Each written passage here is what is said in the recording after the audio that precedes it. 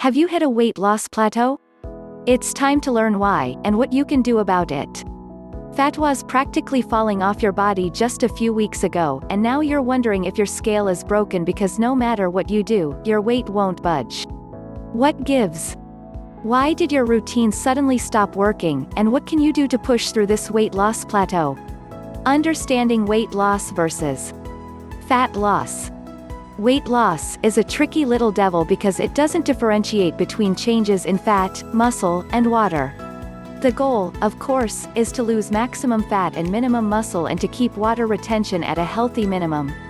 When you step on the scale and register a pound lighter than the day or week before, you probably assume that you've lost a pound of fat. If you weigh the same or more, you probably assume that you've lost no fat, or gained. Unfortunately, it's not that simple. Nothing swings weight up or down as easily as water retention. For example, if you eat a lot of sodium and carbs and drink little water, you will retain quite a bit of water, giving you that puffy, smooth look. This can easily add 3 to 5 pounds in a day, which can be quite disturbing if you happen to hit the scale in this state. On the flip side, you eat little sodium and carbs and drink plenty of water, your body will flush water out, giving you a harder, more defined look, which might lead you to think that it was a great day of fat loss. The unpredictability of water retention is one reason why I only weigh myself once per week, on the same day, in the morning, naked. Weighing yourself multiple times per week, or worse, per day, will quickly kill your confidence and mess with your head. I also recommend that you choose a weigh day that doesn't contain a cheat meal, as this can often add a pound or two of water that will come out by the end of the following day, my experience, at least. What is a true weight loss plateau? A true weight loss plateau is a situation where you're no longer losing fat. I consider that I've hit a plateau if my weight hasn't changed in 2 weeks. As I'm only going for 1 pound of actual fat loss per week, no change on the scale after 1 week of dieting isn't necessarily a reason for concern. I could have lost that pound of fat but happened to be retaining a bit of water, or maybe my bowel movements weren't as regular in the prior day or two. No change in weight after 2 weeks of dieting tells me that I'm definitely stuck. Some fat loss facts to keep in mind. Before I cover how to break these plateaus, I want you to know a few things about losing fat. 1. Weight loss plateaus are to be expected. Just about everyone experiences weight loss plateaus. If you have no idea what I'm talking about and are able to reach single-digit body fat percentages with complete ease, count yourself lucky. It's very common for people to hit several plateaus on their journeys to a six-pack because, well, the human body is just stubborn when it comes to shedding fat. I've found that I can't get below 9 to 10% body fat on diet alone. You can only reduce your calories so much, or you begin to eat up muscle. I have to add in cardio if I want to continue losing. When I bulk, I usually end off around 14 to 15% body fat, and I can diet off the first 5% or so, but then I hit a plateau that only 3 to 4 days per week of cardio can cure 20 to 25 minutes per session. Then, the next plateau for me comes around 8%.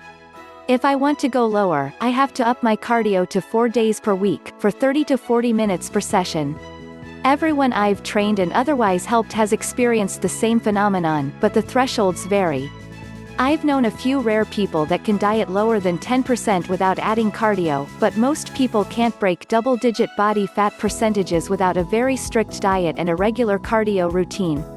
2. The more you lose, the harder it gets. The leaner you become, the longer it takes to lose fat healthily. The key, as you want to preserve as much muscle and strength as possible while losing fat. If you're at 25% body fat, it's very possible to lose 2 to 3 pounds of fat per week for the first several weeks. If you're at 10% body fat and are making a run for single digits, however, 2 to 3 pounds of fat per week would be impossible without dangerous drugs. For me, once I get below 12% or so, I'm very happy to see just 1 pound of fat loss per week, and I have to work for it. 3. Your body has a comfort zone. Although it might sound a bit bro-scientific, it's the best way I can describe a phenomenon experienced by me and millions of other athletes around the world. The body seems to have a weight and, accordingly, a body fat percentage that it is most comfortable at. Your natural appetite tends to maintain this weight, and if you eat less than this, you feel hungry. If you eat more than this, you feel quite full. For some, this comfort zone is relatively fat, while others settle into a weight that is quite lean. For me, for example, I find that my body is most comfortable around 11% body fat, which would currently put me at about 200 pounds. I don't have to watch my calories too closely and I can cheat several times per week, and I'll just stay around 11%. Now, maintaining a weight under this comfort zone requires constant work in the form of restricting calories and doing cardio. Getting fatter than this requires regular overeating, and if this continues for too long, the comfort zone creeps higher and higher. 5 ways to break your weight loss plateaus. Alright, now that you know the difference between weight loss plateaus and fat loss plateaus, here are 3 surefire ways to stoke your body's furnace again to keep the fat coming off. 1. Recalculate your daily caloric target. Your metabolism slows down as you lose weight because your body doesn't need to exert as much energy to maintain its now slimmer physique. If you don't adjust your calories to account for this, you may hit a plateau. The easy way to avoid this is to recalculate your daily caloric target after every 15 pounds of weight loss. As you'll see, the target creeps lower and lower. There are many formulas out there for determining how much you should eat to lose weight, but here's a simple one based on the Catch McArdle. 1.2 grams of protein per pound of body weight. 1 gram of carbohydrate per pound of body weight. 1 gram of fat per 5 pounds of body weight. That simple macronutrient formula will put you in a moderate caloric deficit and allow for steady, healthy weight loss. To turn it into calories, simply multiply the protein and carbs by 4, and the fats by 9. 2. Control the hidden calories. Most weight loss plateaus are caused by nothing more than calorie creep, that is, eating more calories than you think. This, combined with an ever-slowing metabolism, is a guaranteed formula for stagnation. Calories can creep in from many places. Purposeless snacking, eating out at restaurants, they load calories into meals with butter, oil, sauces, etc., overdoing it with condiments, and drinking alcohol are all common ways to add enough calories to stall your weight loss without making you feel like you're completely off your diet. The sad truth is a mere 200 to 300 calories too many per day can completely halt fat loss. To put this into perspective, that's only a couple of handfuls of nuts, a few tablespoons of fatty salad dressing, or a small bag of chips. Yup, fat loss is that finicky. It's not very complicated, but it requires absolute precision. So, to overcome the calorie creep, you simply have to know exactly what's going into your body every day. You can keep a food journal, or you can do what I do, calculate what you need each day, break it down into daily meals, and eat the same thing every day, every meal. I don't have the time or patience to work a bunch of variety into my diet, so I embrace the simplicity of choosing nutritious foods that I like and eating them over and over. 3. Increase your cardio. If you know that your daily caloric target is good and you have absolutely no calorie creep, then you should increase your cardio. You can add another day if possible. I don't recommend more than 4 days per week if you're also weight training, or add time to each day. I like to add 10 minutes to each session and see how my body responds. The idea is to just tip the scales a little bit more in the direction of fat loss and observe the results. If the first round of extra cardio doesn't do it, add more, another 10 minutes to each session, for instance, and you'll get there. Oh, and do HIIT cardio, please. 4. Embrace the cheat meal. Yup, believe it or not, the cheat meal actually helps you lose fat. How? Well, first there's the psychological boost, which keeps you happy and motivated, which ultimately makes sticking to your diet easier. But there's also a physiological boost. Studies on overfeeding, the scientific term for binging on food, show that doing so can boost your metabolic rate by anywhere from 3 to 10%. While this sounds good, it actually doesn't mean much when you consider that you would need to eat in anywhere from a few hundred to a few thousand extra calories in a day to achieve this effect.